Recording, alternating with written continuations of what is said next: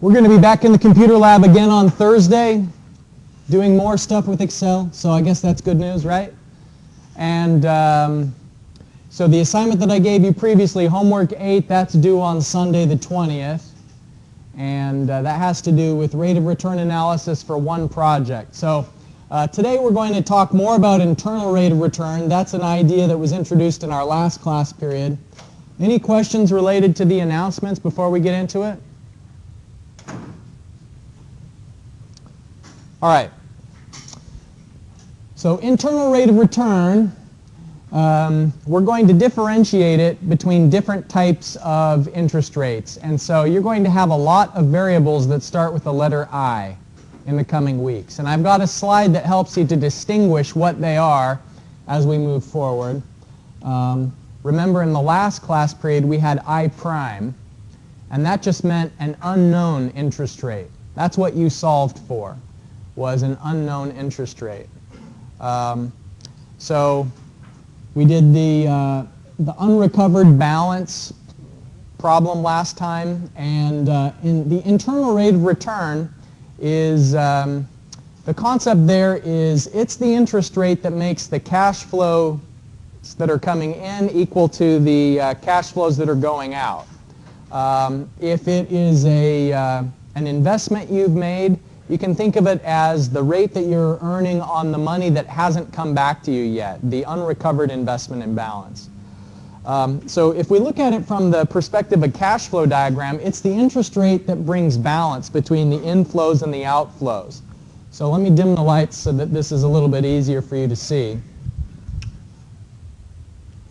Here's a cash flow diagram, and depending on what interest rate we discounted things at, it may be that the outflows are larger, or it could be that the inflows are larger. Because remember, if we have a small interest rate, what that means is that money in the future is worth almost the same as money now. That's if we're discounting with a small interest rate, like 1% or 0.5%. So if you discount with a small interest rate, that means that money, the single revenue we're getting in year 16, it wouldn't be that much smaller in year 0 if we're discounting at 1%. But if you're discounting at 20% per year, then that means that this payment way out here in year 16 is going to be worth virtually nothing by the time it gets all the way back to year 0. So a high interest rate means that the future values are worth less than the present values. And here you can see that the majority of your outflow is already at the present. And so most likely if we put this cash flow diagram into Excel, what we'd notice is that we'd have a positive return if the interest rates are low, but if the interest rates are high, we'd have a negative return, meaning don't do the project. Because the criteria that we use for yes, do the project versus no, don't do the project is, will you make a profit? Or in other words, can you beat the MAR, the minimum acceptable rate of return? Anytime you can make more with the money than it costs you to borrow the money, then you should do a project. And so the interest rate in the environment is going to tell you what's the sum of the present worths. And so the internal rate of return is that unknown interest rate that we're going to solve for that brings a balance, an equivalence between the value of the inflows and the value of the outflows. So conceptually, that is illustrated with this scale. So what this is saying is that IRR is the interest rate that makes the cash flows in and the cash flows out equal when you discount it all to the present time. Now, a caution. There's lots of hidden landmines in the next couple of class periods. And if you don't watch out for these landmines, you'll find yourself making mistakes that could have easily been avoided.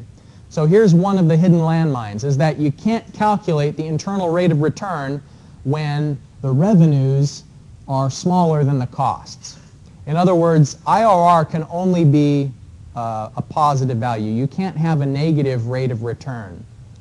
By definition, if you solve for the internal rate of return, it can't be negative value. Now, we can do these sorts of problems using the pen and paper method, but It's most easily solved by using Excel, and there's a couple of different ways to do it with Excel.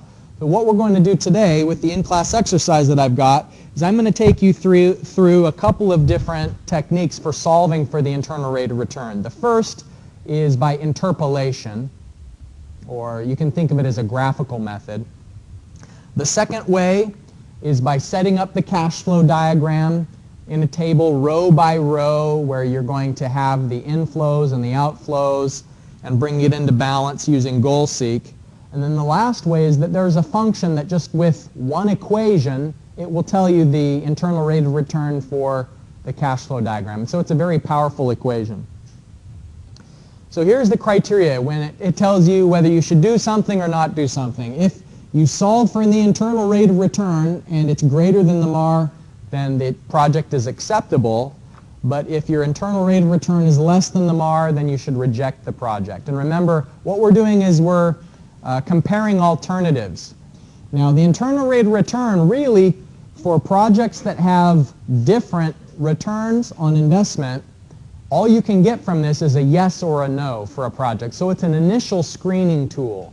But you have to be very careful about comparing projects just by their internal rate of return, because sometimes that will give you the wrong answer. And that's another one of those hidden landmines I was talking about earlier, where if you're not careful, you can draw the wrong conclusion. And what I mean by that is that you could have one project that gives you an interest rate. Let's say you did one project, the analysis, that it gives you an interest rate of 25%. And that's for project A. And you have another project where you do the analysis and you find it only gives you 18%. And that's project B. Just at first glance, which one sounds like the better project? Just at first glance. A seems like it's better because 25% return is more than 18% return. But there's a problem with that analysis. What if project A, you're only allowed to invest 10,000 dirhams, but what if project B, you could invest 1 million dirhams? Then which one is better? Because remember, our overall objective is maximize profits. And so if project A has a big interest rate, but a small amount that you can put into it, you're only going to get back 25% extra of this. But if you can get 18% extra of a million, I'd rather have 18% additional on a million than 25% additional on 10,000. Do you get the main idea of why you need to be careful of only judging by the internal rate of return? So again, how is this useful if we've got this problem? It's useful as an initial screening tool. The first thing you want to know is, let's get rid of all the alternatives that don't make any sense at all. And it doesn't make any sense when you solve for the internal rate of return if it's less than the MAR, which may be your borrowing cost, or it may be just by policy the minimum return your company will accept. So if you can reject alternatives based on this criteria, then it narrows down the alternatives that you need to consider according to more sophisticated and more challenging techniques. Okay, so any questions so far? Yeah? Excuse me? The risk? Well, in this example, we didn't say anything about risk. This example is just to illustrate the fact that sometimes an investment is limited onto the size of the initial amount that you put into it.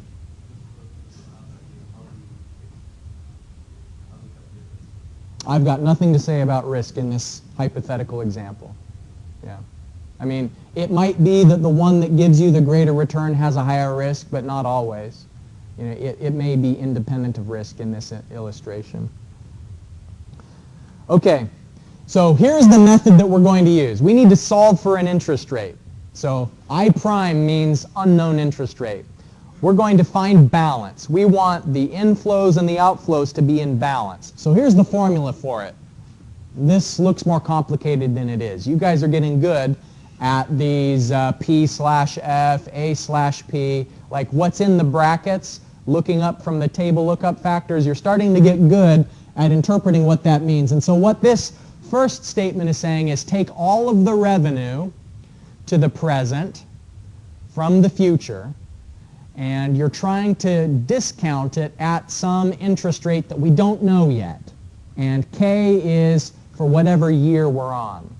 So for the cash flow diagram, we may have some revenues in year 1, year 2, year 3. So all the way up through the end of the cash flow diagram, N, which is the total number of years for the project. So this first statement is saying in summary, take all the revenues to the present and do the same thing with all of the expenses. Take all of the expenses to the present at whatever interest rate that we don't know yet. This is like perfect for goal seek, because goal seek, if you tell it what your objective is, then it can go and play with some cell over and over and over until your objective is satisfied. And here it's saying your objective is make the revenues and the expenses equal to 0 so that they balance out. So that all of the revenues added up minus all of the expenses added up are equal to 0. And so goal seek will go and find that interest rate that brings it into balance. So if we were going to make this a graphical solution, what we could do, and what you're going to do as the first part of today's in-class exercise, is you're going to find out you don't know the interest rate. That's an unknown. But graphically, what this is showing is that when you have that perfect interest rate that brings everything into balance, the sum of the present worths is equal to 0. That's what that said up there, right? The sum of the present worths is equal to 0 at that perfect interest rate that we're trying to find.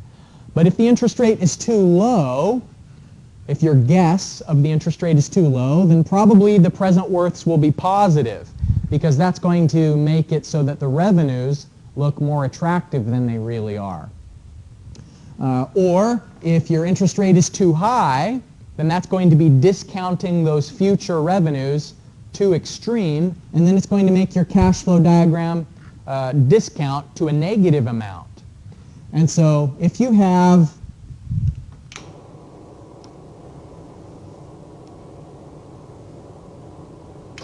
if you know this amount, let's say if we had 7% and we found a certain amount from that, and let's say that we did this whole cash flow analysis at 8% and we got some negative amount, how can we find what is the interest rate where it equals to 0? It's like linear interpolation, right? Interpolation. So what we would do is we would say we know the amount and the percent. Here we know the amount and the percent, so we just draw a line between the two, and then that would allow us to solve for the intercept. We want to solve for the amount is 0, exactly. So linear interpolation is going to be part of today's in-class exercise. Does anybody see a problem between the line I just drew and the curve? Yeah, it's not accurate. Yeah, why isn't it accurate? It's an approximation. It's because this is a curve, right? And what I just drew was a straight line. And so there, when you use this graphical technique, depending on how far apart your 2 points are, the worse that approximation of the curve is. Now, you can approximate a curve pretty well if it's just between here and here, because it didn't curve much. It didn't deviate from linear if your 2 points are close together. So keep that in mind. When we do this problem today by a couple of different methods, you're going to see some slight differences, and it's going to be because of this issue, the difference between a linear approximation of a curve. Let me hand out today's in-class exercise, and I will bring up turn your computers back on. So here's that one last time before we move on, the warning. You can't compare internal rates of return. It's just for a yes-no on a project. It's an initial screening tool. And the other big assumption, this is in bold, so it must be important. The internal rate of return assumes that any money that's being generated by the project can be reinvested in the project. So like a bank account, for example. When the bank gives you interest, it's okay for you to take that interest and leave it in the bank. And then that interest continues to accumulate more earnings. So like a bank account. But then there are some investments where you can't keep reinvesting the money. So let's say if you bought a truck and that truck is generating money, right? You can't buy that same truck again with the profits from that truck. You could buy another truck, but maybe the second truck isn't going to give you the same return because you don't have that many customers. And so this method of the IRR, this restriction will make more sense when we talk about another method next time on Thursday. But the thing I want you to keep in your mind is that the IRR assumes that whatever money that you get from the project or from the investment is reinvested and it continues to earn money at the IRR. All right, so let's pause this.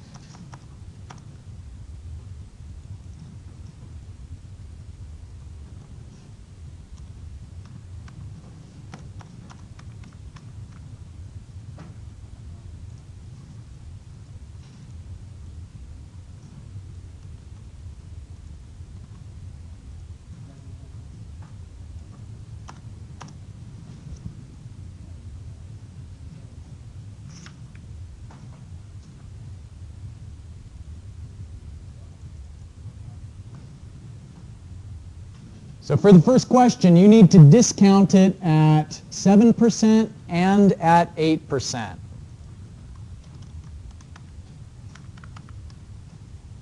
It doesn't have to match the formatting of what I've just typed in. You can, use your own style. That's fine. But I just wanted to give you an idea in case you weren't sure how to begin.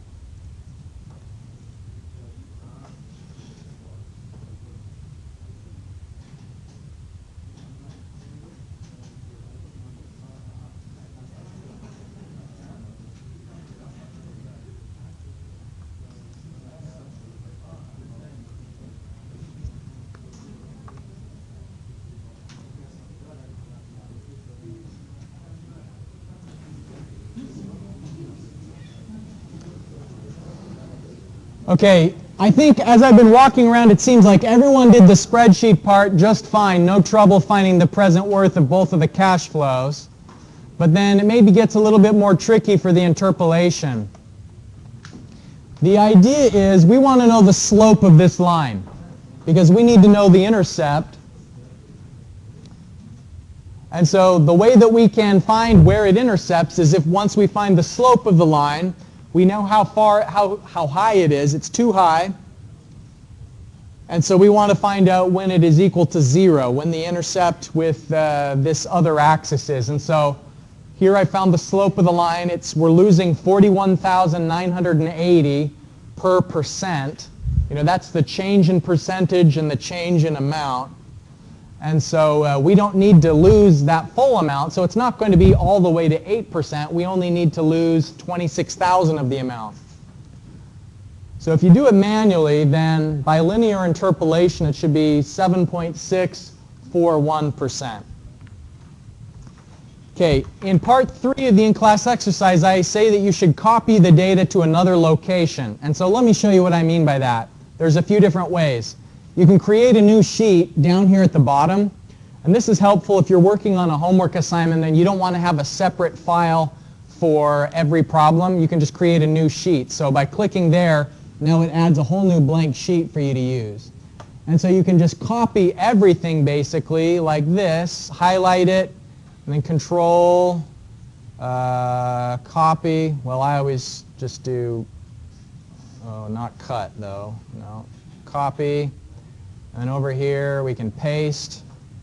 All right.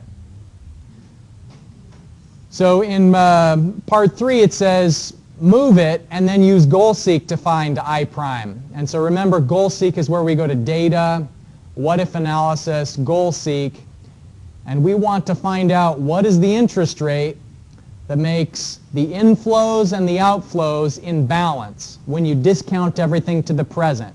So this cash flow diagram has outflows and it has inflows, and we want to make it so that the present worth of the inflows and the outflows, when you add it up, all the present worths, that the total is equal to 0 at what interest rate. So that's the goal seek you should do for part 3.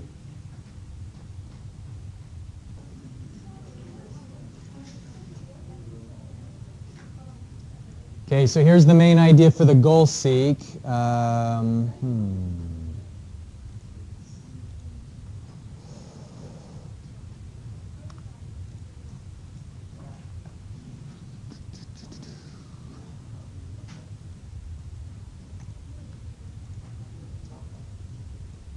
All right, goal seek, of course, what if analysis, goal seek, we want this to be equal to 0 by changing the interest rate, and it'll keep doing that until it finds the right answer. And so it's 7.63% is the answer. Any questions about goal seek? There's another one similar to goal seek called solver. It's even more powerful. The thing that's nice about solver is, in goal seek, it's just saying you have to know the answer, basically. You have to tell it what your goal is. Your goal is 0, But sometimes you don't know what your answer is. Sometimes you just want it to be like the most, maximize this or minimize that. So solver will allow you to say, keep solving until you find the biggest value of the result, instead of telling it when to stop its analysis. But the problem is, to get solver, you have to install it separately by going to, I think it's in the options, add-ins, solver, there it is, solver, and then go, solver add-in. So anyways, later on, the solver tool is pretty nice because it tells you either you can know the value or you can go for a maximum or a minimum. So it's cool. Anyways, the last thing is IRR function. So here's how you do this by IRR. So internal rate of return by IRR equals IRR. And then you highlight the values. And there it is. That's a lot easier, right?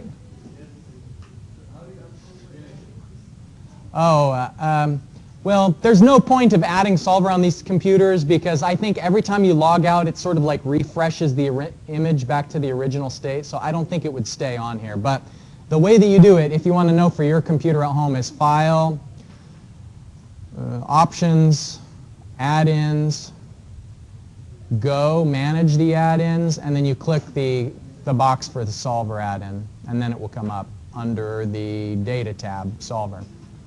Anyways, the IRR, the function is just equals IRR, and then you highlight everything, including the first value, which you remember when you were doing NPV? The trick with NPV is you had to avoid the first value. Why did you have to avoid the first value for NPV? Because it was only taking things in the future to the present.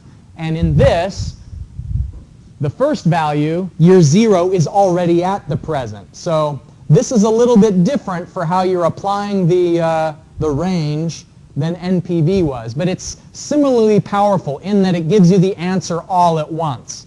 And the way it does it is built into the IRR function. It assumes that whatever you select for your first value is year 0, and the next one you select, it assumes is year 1, year 2, year 3, and so on, until it calculates the internal rate of return. And remember that by default, it may not be showing the same amount of precision that you want to see. So that's IRR. Yeah. Equals IRR, and then you just highlight the amounts. Not the present worth of the amounts. You highlight the original amounts themselves. So you don't even have to do all this present worth stuff. You just highlight the amounts, and then you press enter. That's it. That's the IRR function. It's great. I found something in the newspaper the other day that I thought you might be interested in. This was in the National. It's the rates report. It's got, not for every bank in the UAE, but it's got several different banks, and it's telling you their offers and their rates. So here's the credit cards.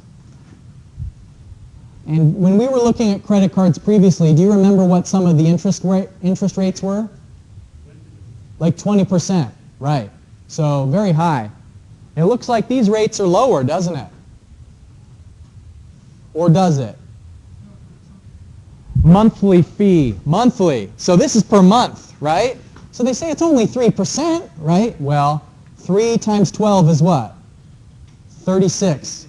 So if you buy a TV and continue to finance that for 2 years, 3 years, 36% interest, that's, ooh, it's like getting punched in the stomach if you're going to be paying that kind of interest rates. You really got to be careful with credit cards. They can get you into trouble so quickly.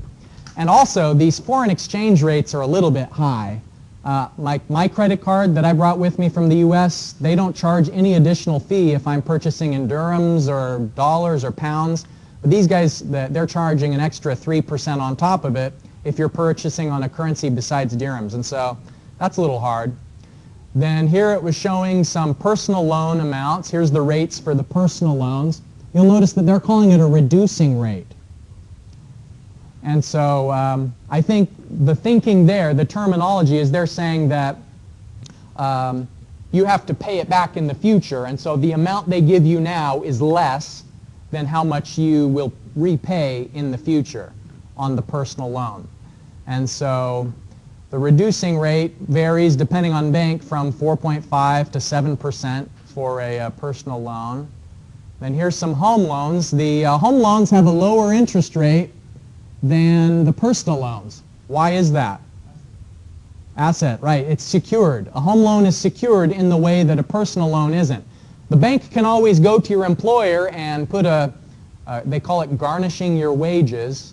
They can take the money directly from your check even before it comes to you.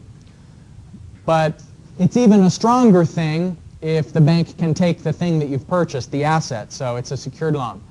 And then over here was some deposit rates. So if you put your money into Noor Bank, for example, 2.4%, which is pretty great. I mean, that's a really high interest rate. The bank that I have back in the US, I'm earning 1%, and they're bragging about the 1% they pay me, how it's the highest in the country. So I'm thinking maybe I should open an account with Newer Bank if they're going to pay 2.4%. That's a fixed deposit. In the U.S., that would be called a certificate of deposit. So you see the tenure is 1 year. So I have to leave it in Newer Bank, and they guarantee that during that entire year, they'll pay 2.4%. It's not like they're going to tease me with a rate and then lower it. Sometimes savings accounts would do that.